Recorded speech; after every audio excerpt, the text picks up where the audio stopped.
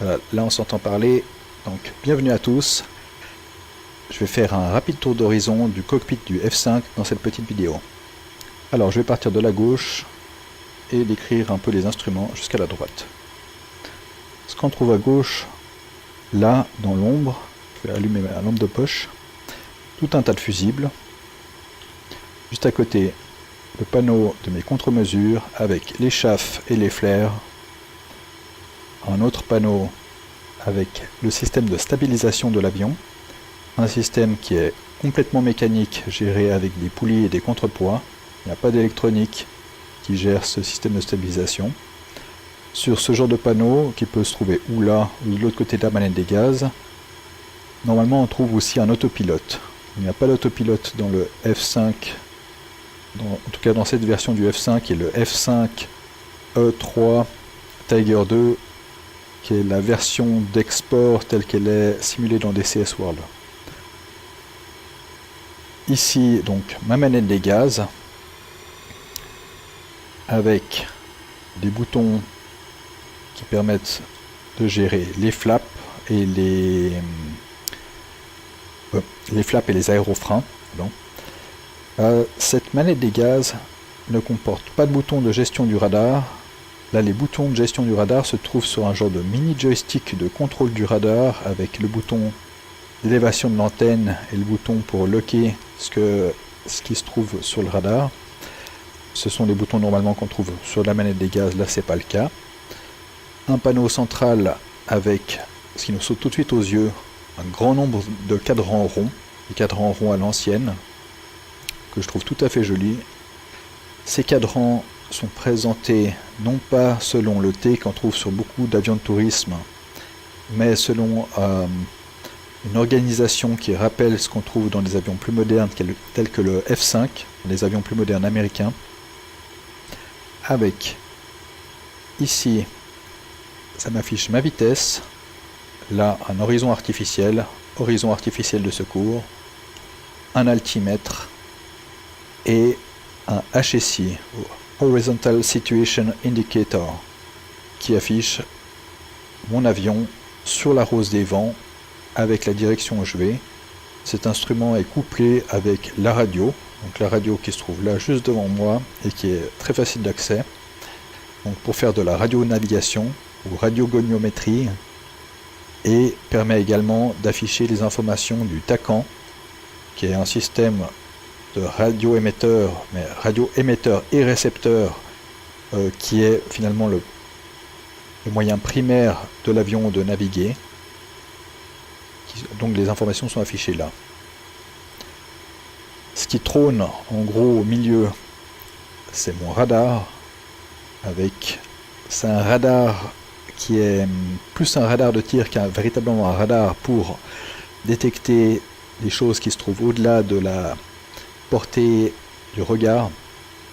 Là c'est un radar qui va permettre d'afficher la distance pour des choses que généralement on a vues avant, mais qui permet néanmoins d'afficher des choses légèrement plus loin, à condition que par exemple que ce soit un gros avion, jusqu'à environ 40 nautiques, pour des choses qui sont petites, un petit hélicoptère ou un avion de chasse relativement petit, il y a peu de chances que le radar voit quoi que ce soit, à moins qu'il soit prêt, mais c'est néanmoins pratique pour loquer des cibles dans le brouillard ou derrière des nuages ou dans la nuit.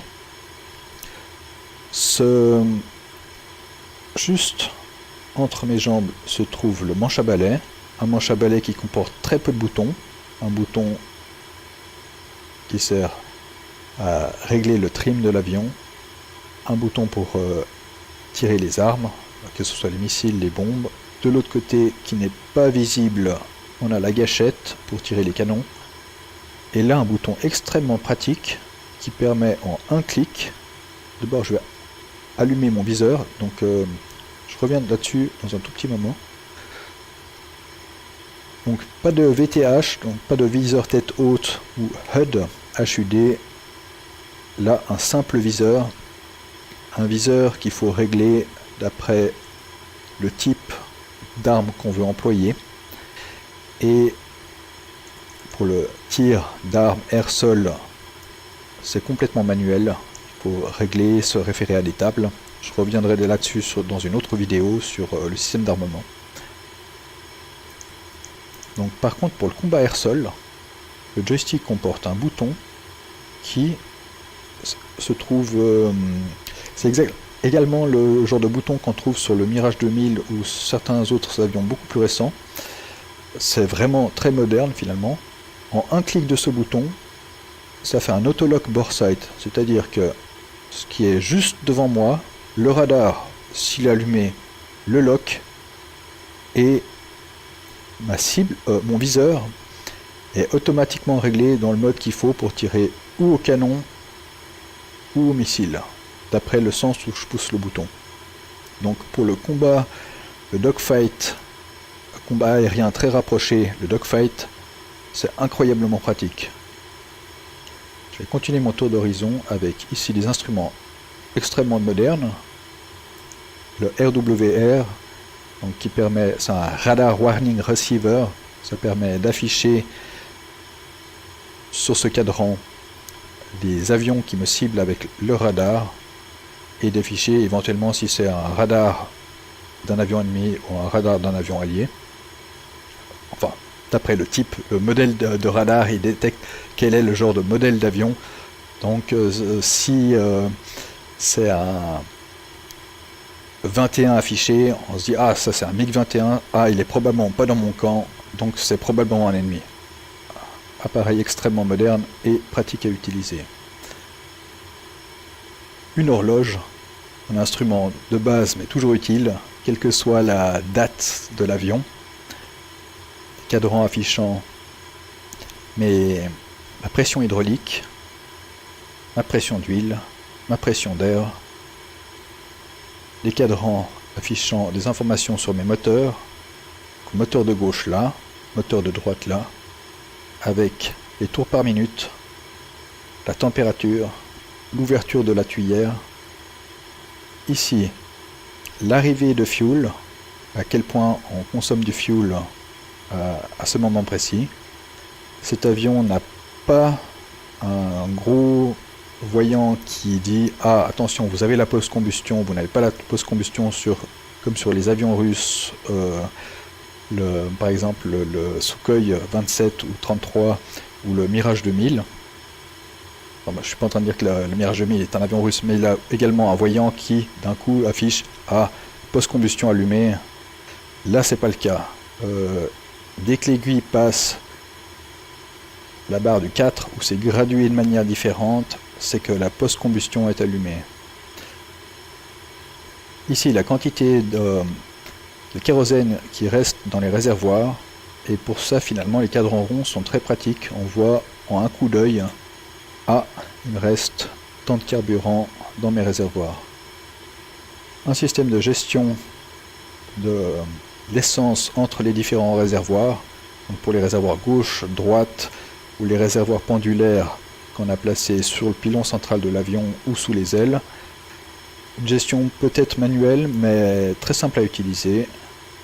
Un petit panneau avec pour gérer la température de la cabine, une fonction évidemment pas simulée, et pour le dégivrage, plutôt le désembuage du cockpit, là pour faire chauffer les moteurs si on est en dessous de 4 degrés.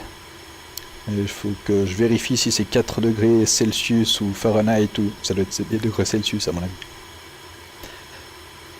Un panneau qui gère les armes, qui ressemble beaucoup à des panneaux qu'on trouve dans des avions américains plus récents, mais là, pas d'afficheur électronique, pas d'aide électronique, c'est complètement manuel. Donc on choisit des armes, et je reviendrai dans une autre vidéo sur l'utilisation de ce panneau. Ici, la gestion de l'oxygène, avec, ça on voit l'oxygène dans mon masque pour la haute altitude. Là on voit quand je respire, évidemment c'est pas moi qui respire, mais c'est le pilote simulé quand il respire, c'est ça lui envoie de l'oxygène.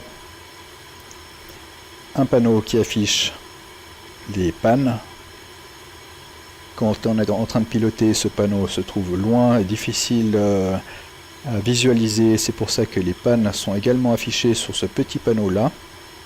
Et donc là tout de suite on voit, ah, il y a un problème, et on va se pencher tout de suite sur le panneau pour essayer de voir quelle est l'origine de la panne.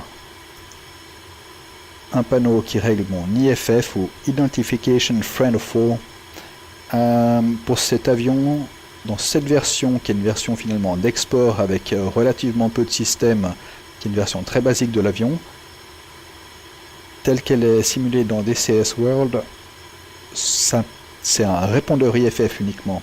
C'est-à-dire que si un allié me cible avec son radar, lui il saura que je suis son allié, à condition évidemment que ce soit allumé.